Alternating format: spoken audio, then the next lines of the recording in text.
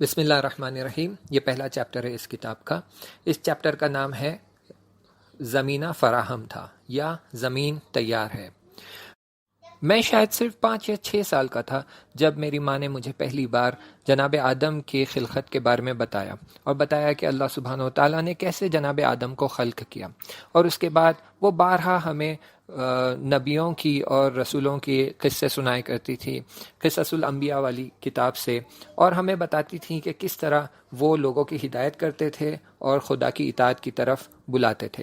اس نظریے کو، اس point of view کو اگلے 6 سال تک کسی نے چیلنج نہیں کیا، اور جب میں 12 سال کا ہوا تب پہلی بار اس بات کو کسی نے چیلنج کیا جب انہوں نے ایولیوشن تھیوری کے بارے میں بتایا، اور تب سے لے کر اب تک میرے سب کانشیس مائنڈ کو بار بار یہ باتوں سے دہلایا جاتا ہے اور متزلزل کیا جاتا ہے کہ یہ خلقت والی بات جھوٹ ہے، یہ صرف ایک قصہ اور کہانی ہے، یہ صرف تمہیں کنٹرول میں رکھنے کا بہانہ ہے تاکہ کچھ ملا اور مولوی تمہارے سر پر بیٹھے اور تم پر حکم چلائے، جبکہ حقیقت کچھ اور ہی ہے۔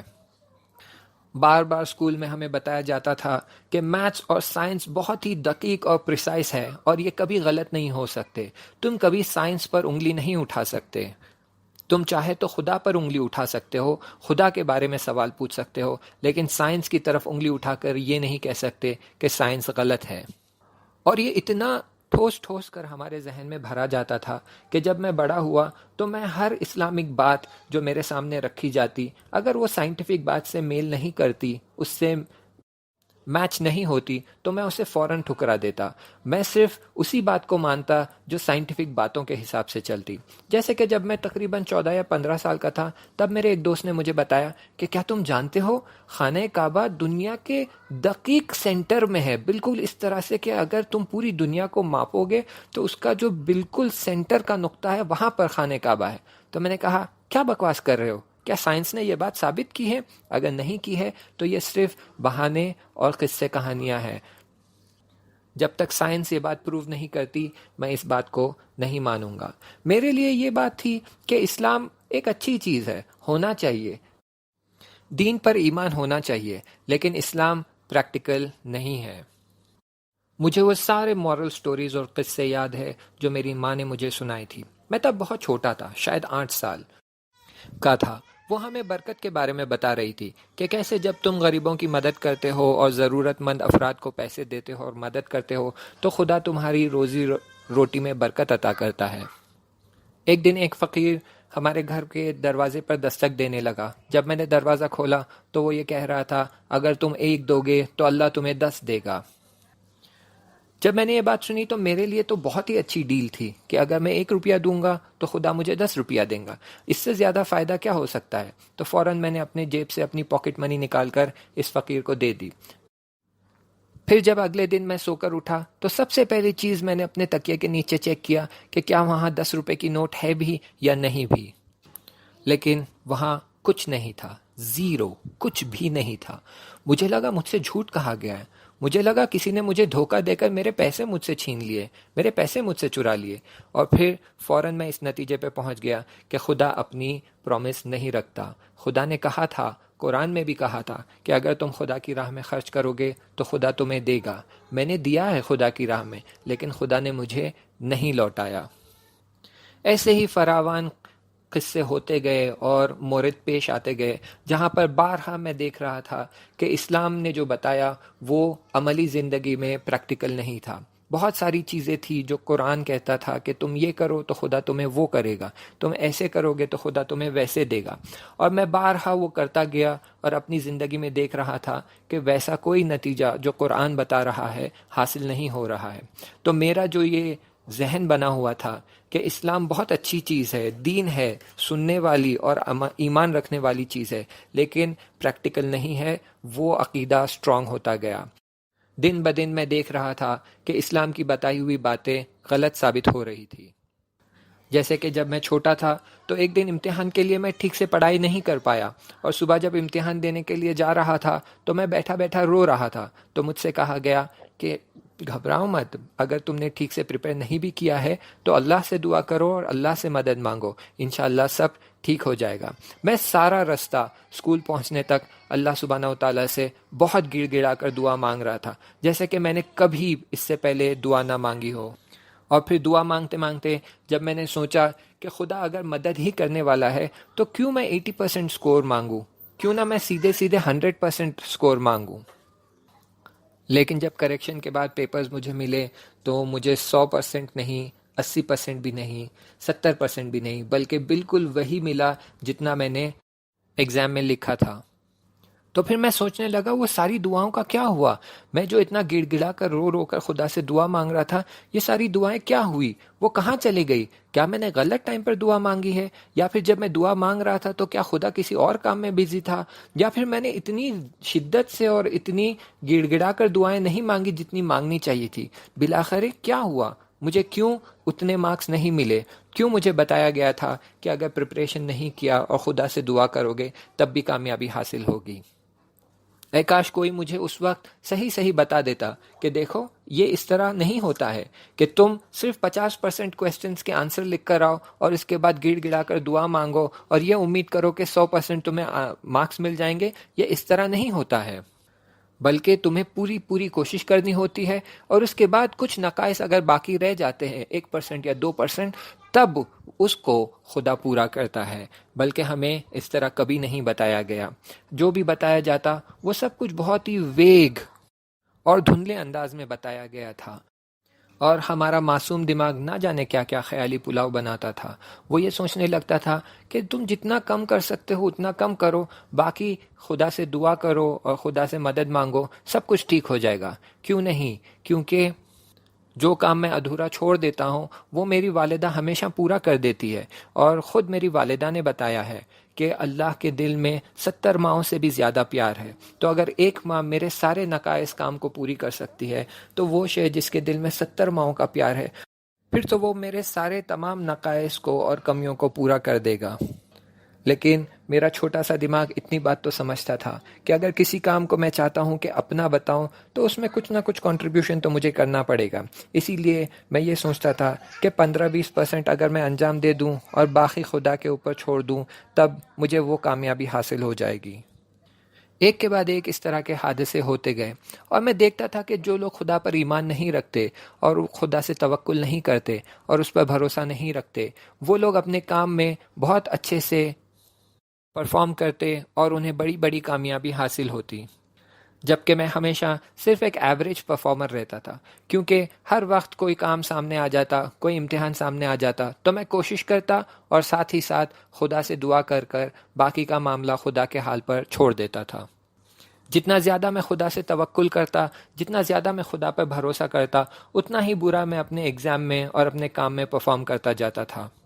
اور دوسری طرف سے ایجوکیشن سسٹم نے اس طرح سے ہمیں مطالب بتائے کہ انہوں نے کوئی راستہ باقی نہیں رکھا کہ میرا ایمان اسلام اور اللہ سبحانہ و تعالیٰ پر دن بدن کمزور پڑتا جائے۔ جب میں گریجویشن میں پہنچا تب تو میں بالکل دین کی سرحدوں پر چل رہا تھا، بالکل بارڈر تک پہنچ گیا تھا۔ میں اپنا کم سے کم وقت نماز پڑھنے میں اور دعاؤں میں لگاتا تھا، اور میرا زیادہ سے زیادہ وقت پڑھائی میں اور نیشنل جیوگرافک اور دوسرے انفارمیٹیو چینلز دیکھنے میں چلا جاتا تھا۔ ہر دن کم سے کم 6 گھنٹے میرے نیشنل جیوگرافک اور دوسرے انفارمیشن والے چینلز دیکھنے میں چلے جاتے تھے۔ میں ایک چلتا پھرتا ویکیپیڈیا تھا، اگر آپ کوئی بھی ٹاپک نکالتے تو اس ٹاپک پہ میں کم سے کم آدھے گھنٹے سے 1 گھنٹے تک بات کر سکتا تھا۔ حتیٰ اسلام پر اگر کوئی اسلام کی بات نکالتا تو میں اس پر آرام سے آدھے گھنٹے سے 1 گھنٹے تک بات کر سکتا تھا۔ میں عزاداری اور مجلسوں میں ہمیشہ اٹینڈ کرتا تھا۔ محرم، سفر اور ربیع الاول کی تمام مجلسوں میں میں شرکت کرتا تھا، لیکن وہی صرف آنسو بہانے کے لیے اور امام حسین علیہ السلام پر گریہ کرنے کے لیے۔ میں بالکل جس حالت میں مجلس میں جاتا تھا اسی حالت میں واپس آ جاتا تھا، میرے اندر کوئی چینج نہیں آتا تھا، میرے دل میں، دماغ میں، میرے ایمان میں کوئی چینج نہیں آتا تھا۔ کبھی کبھی تو میں جس حالت میں جاتا تھا اور مجلس سے جب باہر آتا تھا تو میرے ایمان کی حالت اور بدتر ہو جاتی تھی، کیونکہ کچھ ذاکرین مجلس سے کچھ ایسے مطالب پڑھتے تھے جو مجھے اسلام، دین اور اہل البیت اور خدا کے بارے میں زیادہ مشوش اور شک میں ڈال دیتے تھے۔ میں لاجیکل اپروچ میں بلیو کرتا تھا. میرے حساب سے اگر میں کسی چیز کو مانتا ہوں تو وہ چیز منطقی ہونی چاہیے، تاکہ کل اگر مجھے اس کا دفاع کرنا ہے، اسے ڈیفینڈ کرنا ہے، تو میں اسے لاجیکلی ڈیفینڈ کر پاؤں. میں ایموشنل لیول کی کسی بات کو ماننے کے لیے تیار نہیں تھا. اگر کوئی چیز لاجیکلی پروو نہیں کی جا سکتی تو پھر اس پر ایمان رکھنا یا ماننا کوئی معقول بات اور عقل مندی کی بات نہیں ہے.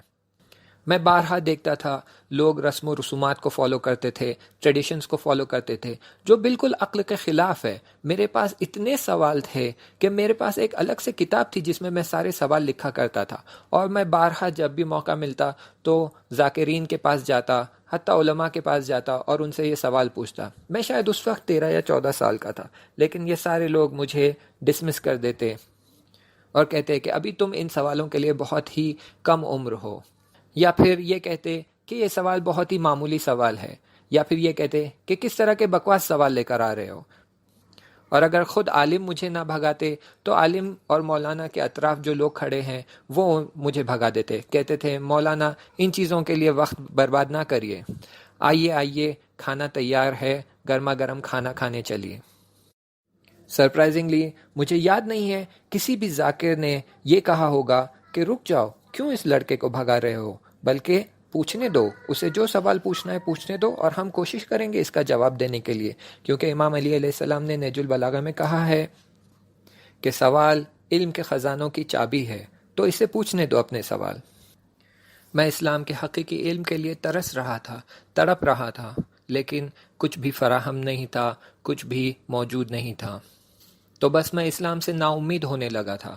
اسی لیے زمینہ تیار تھا، زمینہ فراہم تھا، بس ایک آخری دھکے کی ضرورت تھی. اور ان مشکلات میں ایڈ کرنے کے لیے ایک دوسری بڑی مشکل یہ تھی کہ کچھ ذاکرین اس طرح کا مطلب بیان کرتے کہ آج حوزے میں 12 سال گزرنے کے بعد جب ان مطالب کو میں دیکھتا ہوں تو وہ اسلام سے بہت دور، کوسوں دور ہے. اصلاً اسلام سے ان کا کوئی لینا دینا ہی نہیں ہے، کوئی ربط ہی نہیں ہے. اگر میں کہوں کہ اسلام نور ہی نور ہے تو ان ذاکرین نے جو مطلب بیان کیا تھا وہ ظلمات ہی ظلمات تھے، کالا اندھیرا تھا، گمراہی تھی. اور انہی باتوں کی وجہ سے میں اسلام سے دور ہوتا گیا تھا. لیکن الحمدللہ میں اللہ کا بہت بہت شکر گزار ہوں. جتنا شکریہ ادا کروں کم ہے کہ اگرچہ اس زمانے میں میرا ایمان کمزور ہو گیا تھا، میرا اسلام پر بھروسہ کم ہونے لگا تھا، اور میں یہ ماننے لگا تھا کہ اسلام پریکٹیکل ریلیجن نہیں ہے، تب بھی نہ اللہ سبحانہ و تعالیٰ نے اور نہ ہی اہل البیت علیہ السلام نے، دونوں نے میرا ساتھ نہیں چھوڑا، دونوں نے میرا ہاتھ نہیں چھوڑا. وہ ہمیشہ میری ہدایت کرتے تھے، وہ ہمیشہ مجھے راہ دکھاتے تھے، وہ ہمیشہ میری نجات کے لیے کوشش کرتے تھے. اور خدا کا شکر ہے کہ آخرکار خدا اور اہل البیت نے میری ہدایت کی اور مجھے نجات دی اور مجھے اس گمراہی سے نکالا. وہ نہ صرف اس وقت ہماری مدد کر رہے تھے اور ہماری ہمراہی کر رہے تھے اور ہماری ہدایت کر رہے تھے، بلکہ آج بھی وہ ہمیں گمراہی سے بچاتے ہیں، ہدایت کرتے ہیں اور سیدھے راستے پر برقرار رکھتے ہیں. یہاں پر پہلا چیپٹر ختم ہوتا ہے، اور پہلے چیپٹر کے اینڈ میں یہ جناب کچھ ایکسٹرا پوائنٹس شیئر کرتے ہیں. وہ ایکسٹرا پوائنٹس اس طرح سے ہیں. یہ کہتے ہیں کہ صرف ایولیوشن تھیوری نہیں ہے جو اسلامک آئیڈیالوجی سے میچ نہیں ہوتی، بلکہ بہت ساری تھیوریز ہے جو اکنامکس میں، پولیٹکس میں، ہیومن رائٹس میں، سائیکالوجی میں، فلسفی میں اور سوشل سائنس میں ہے جو اسلام کے 100% خلاف ہے. اور انہی تھیوریز کی وجہ سے جو ہمیں اسکولنگ میں اور کالج میں پڑھایا جاتا ہے، انہی تھیوریز کی وجہ سے جو اسلام پر ہمارا ایمان ہے اور اسلام کی جو ہماری نالج، کمزور نالج ہے، وہ متزلزل ہونے لگتی ہے. وہ کہتے ہیں جیسے اکنامک تھیوریز ہے جس میں مونوپلائزنگ ہے، مونوپولی والی جو تھیوری ہے، یا پھر سائیکولوجی میں مینیپولیٹنگ پبلک اوپینین والی جو تھیوری ہے، یا پھر سائیکولوجی میں جس طرح کے ایکسپیریمنٹس وہ لوگ کرتے تھے. جیسے اگر آپ چاہیں تو انٹرنیٹ پہ ڈھونڈ سکتے ہیں، ایک ایکسپیریمنٹ ہے جس کا نام ہے ملگرمس ایکسپیریمنٹ.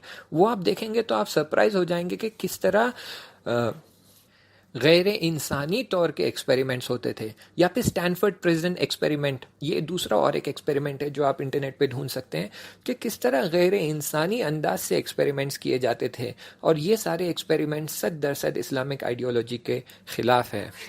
اسی لیے اسکولنگ سسٹم میں جو تھیوریز انسان کے ایمان کو متزلزل کرتے ہیں وہ صرف سائنٹیفک تھیوریز جیسے big bang theory, evolution theory یا اسٹرنگ تھیوری نہیں ہے، بلکہ ہر وہ سبجیکٹ، ہر وہ ٹاپک جس کی تھیریز اسلامک آئیڈیالوجی کے خلاف ہے اور انسانی فطرت کے خلاف ہے، وہ انسان کے ایمان کو متزلزل کرتے ہیں۔ یہ پوائنٹس کے بعد انشاءاللہ ہمارا پہلا چیپٹر ختم ہوتا ہے۔ انشاءاللہ باقی کے مطلب اگلے چیپٹر میں بیان کریں گے۔ تب تک کے لیے التماس دعا، خدا حافظ۔